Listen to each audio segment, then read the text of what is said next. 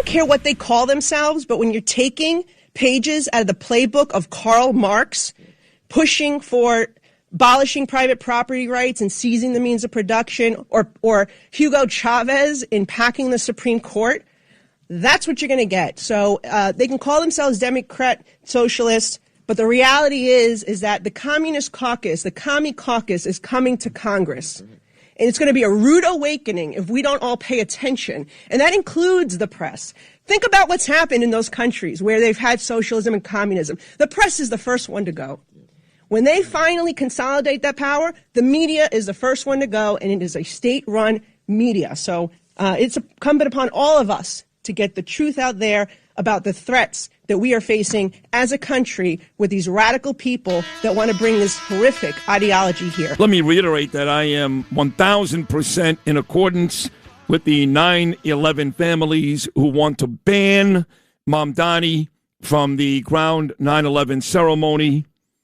That jihadist radical Islam has no right being on that sacred soil when we commemorate 25 years of the worst day in this country's history. I'm too young for Pearl Harbor. Maybe it was on the same level. I don't know. But as far as I'm concerned, the worst day in the history of this country, he's the last person that should be there. So if any of those families are listening now, I will sign the petition. That's easy. But if there's anything else you want me to do, I will. You know me. I am fearless. I will do whatever you want.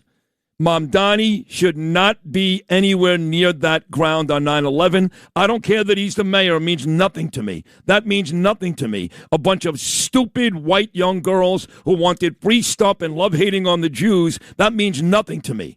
He should be nowhere near that sacred soil. Anyway, here she is, the amazing Congresswoman out of Staten Island and Brooklyn. You just heard her, Nicole Malliotakis. Nicole, good morning. How are you? Good morning, Sid. Thanks for playing my clip. You're welcome. It was great. Your clip is right on the money. My fear is that people keep saying that, and my guest just said it, Misfit, who I like a lot, but is that they're only small in numbers, these DSA candidates, that the moderate Democrats, they won't allow it to happen. In the meantime, I can't find all these moderate Democrats. I can't find them. What I'm seeing, like here in New York, are Democrats just caving, like Kathy Hochul, to people like Mamdani. They're caving all over the country. It is a very serious issue, so thank you for bringing it up.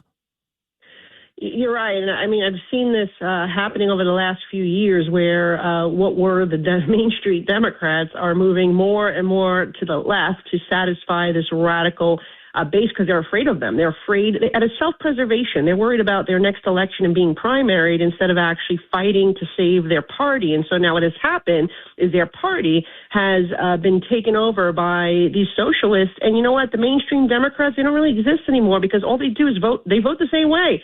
They vote the same way. They may say one thing, that they support this or support that makes sense. But when they go in Congress, they actually vote with the crew. They vote with the pack. So they voted to abolish, or I should say defund ICE and Customs and Border Protection. So they're voting for defunding our law enforcement.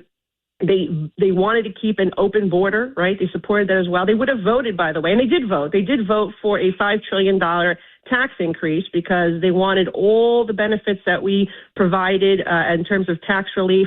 They wanted that to expire, and they voted that way. And they do believe in redistributing people's wealth. And so at the end of the day, what is really the difference? And probably the only difference is their position on Israel. I mean, that may be the only difference between what was once the mainstream Democrats and this radical crew that's coming in. I think people, if they think AOC was bad, wait until this crop that comes in January, which is why we must preserve our Republican majority. That is the thin red line, is that thin Republican majority that is between us and a takeover of the United States Congress by these lunatics. Don't forget, the DSA also wants to eliminate the U.S. Senate. They want to get rid of it, right? Just abolish it, which is crazy. But you mentioned the position on Israel. Wait, last I checked, 103 Democrats voted not to aid Israel. And I don't know, maybe 5 of them were DSAs. They were those moderate Democrats. So I'm not so sure. I know John Fetterman is one way, and I don't like Richie Torres because he badmouths Trump and Bibi all the time, but I know he's pro-Israel. But I'm not so sure that the Democrats, the, quote, moderate Democrats, are there for Israel. I'm not so sure. Yeah, well, look, about 100 Democrats voted against funding Israel, and I think that was a very stark number. It just shows you, because this has always been overwhelmingly bipartisan, and the fact that they don't want to send aid to Israel anymore, I think, shows you exactly where they're going, and this is the reason, because they're afraid of the radical left. And another issue we should bring up, which I mentioned in that same speech that you played earlier, is packing the Supreme Court, okay? And this is important for everyone to understand, and share this fact with your friends, with your neighbors, with your coworkers, okay? Because who else packed the Supreme Court or packed their courts? It was Venezuela. Hugo Chavez Maduro packed their court from 20 to 32 justices, and then 40,000 cases ruled in their favor. No one ever had the ability to go to court for actual justice anymore. And that is how they destroyed the richest country in South America. And that is an important fact. They are taking a page right out of the playbook of Hugo Chavez when they push for packing the court. And so, that's one thing. And then what are some of the other things they want, right? They want to abolish private property rights. They want to seize the means of production.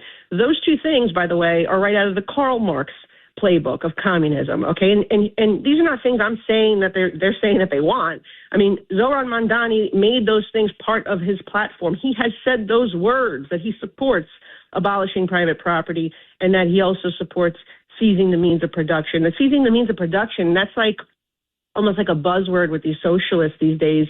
Again, right out of the playbook of Karl Marx. And so it is. They're telling you who they are, and they're telling you what they want, and we need to take that threat seriously. Did you take offense with anything I said about Mamdani on Fox News on Saturday? You can be honest. Frank Morano said, I don't agree with the terrorist comment. I don't care. That's fine. Did you?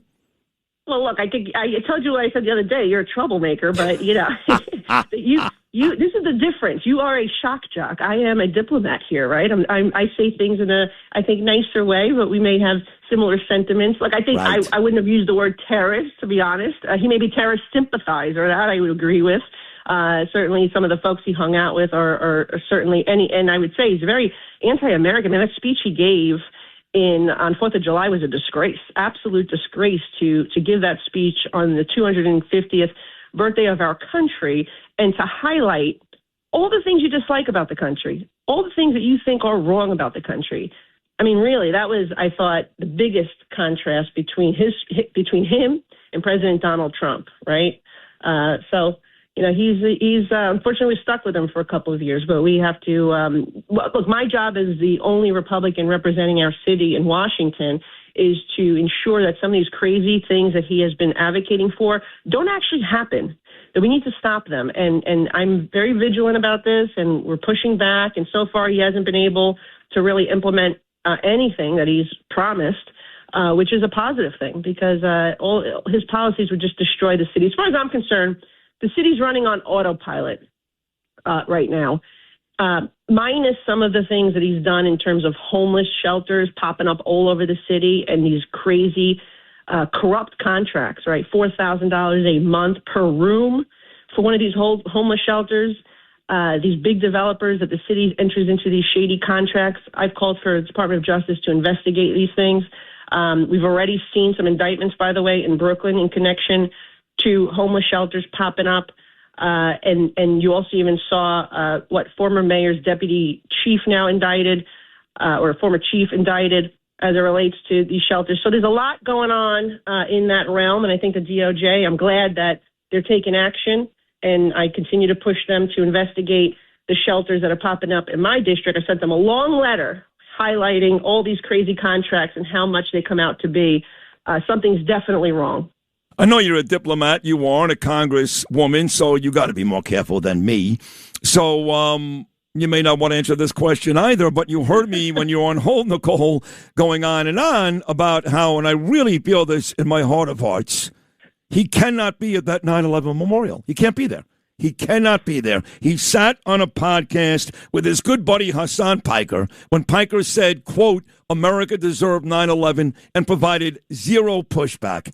Zero. Not the first time. He's hung around clerics that have been co-conspirators in the first bombing in 1993, alleged co-conspirators. He's hung around people who are all about 9/11. He should not be there. I'm going to do whatever I can to make sure that's the case. Do you have an opinion on that? You know what? I tend to agree with what you're saying there. He should listen to the families. He should listen to what the families want at the end of the day. I mean, if they don't want him there, he should really think about that twice. And when you hang out with people like Hassan Piker, which disgusting comments that have been made about 9/11, and some of these other characters, it really, I understand why the families don't want him there. It's just, I think it's offensive. And, that brings us to another issue is that guy in New Jersey, Adam Hamaway, who is, running for Congress. And again, this is a seat that is really overwhelmingly Democrat. So this lunatic won, and he's going to actually be a voting member of Congress. And he is somebody who was a character witness for the Blind Sheik in the 1993 bombing. Blind Sheik was convicted of conspiracy in that 1993 bombing of the World Trade Center. This guy's character witness is going to be a card-holding voting member of Congress. Think about that. And these people are going to be on the Intelligence Committee, or these people are going to have access to classified briefings. Horrible. I mean, it's horrible. It is crazy. Crazy. Again, this is why we need to keep the House, so these guys are not empowered. Well, give me this, and Ron Kuby is happy about that. He actually took a shot at me, compared me to George Goebbels on Facebook this weekend. There's some moron Ron Kuby. I used to like the guy, but he's a loser too. And Curtis are both losers. But let me get to the last 60 seconds, which is, how do we make sure that, in fact, the Democrats don't take the House? Well, look, at the end of the day, number one, people need to vote. The reason why some of these folks got in the primary and the one that took out Adriano Espaillat in the Bronx, that was 7% of the registered Democrats voted in that election. So people need to vote. They need to recognize that when we lost the House in 2018, the year that AOC and her socialist squad came in, there was very low voter turnout. So people may be happy that President Trump is there, and they may not be as excited to necessarily feel the need to vote in the midterm. But this is critical, because if President Trump does not have a Congress that is Republican, we will be sitting there for 2 years just listening to bogus impeachment. So, and again, empowering these radicals that are going to be coming in the next group. It is important, number one, that you vote. Number two, find out who the most vulnerable candidates are. I've set up a PAC called No Nonsense PAC, and I'm supporting those vulnerable candidates who we need to protect around the country, and also candidates who have an opportunity to flip their seats. And people want to help NicoleForNY.com. They can go to that. And I've been helping candidates for my campaign, so I, make sure that I go back with a Republican majority. And I need to be elected myself. So if you're in Staten Island and Brooklyn, remember, you need to go out and vote. When we lost this seat last and Max Rose snuck in there, it was a midterm in Trump's first term. So think about that. The last time we were in this position, a midterm with Trump as president, this is when we lost the seat in Staten Island and Brooklyn, New York City's only Republican seat. So please make sure you go out and vote. And also, we have a little motivation this year because Kathy Hochul is at the top of the ticket. So I imagine people will be motivated to not only keep the House to support President Trump's agenda, but that they'll be motivated to vote, get out and vote Kathy Hochul out by voting for Bruce Blakeman. And so this is why people need to come out this year. It is a critical election for New York State and the country. Nicole, I love you. You really are great. We're so lucky to have you in Congress, seriously. And you're great on this show, too. So keep fighting, Nicole Malliotakis. You're one of our best. You really are. Thank you so much. Thanks, my friend. Take care. God bless you. I love that girl, Nicole Malliotakis. Thanks for listening to Sid and Friends in the Morning. You can hear Sid and Friends in the Morning weekday mornings at 6. If you like the podcast, share it with your friends and listen anytime at WABCRadio.com and download the WABC Radio app. Hit that subscribe button on all major podcast platforms. Plus, follow WABC on social on Instagram, TikTok, Facebook, and X. See you next time for a new episode so you never have to wonder. What the heck is going on here?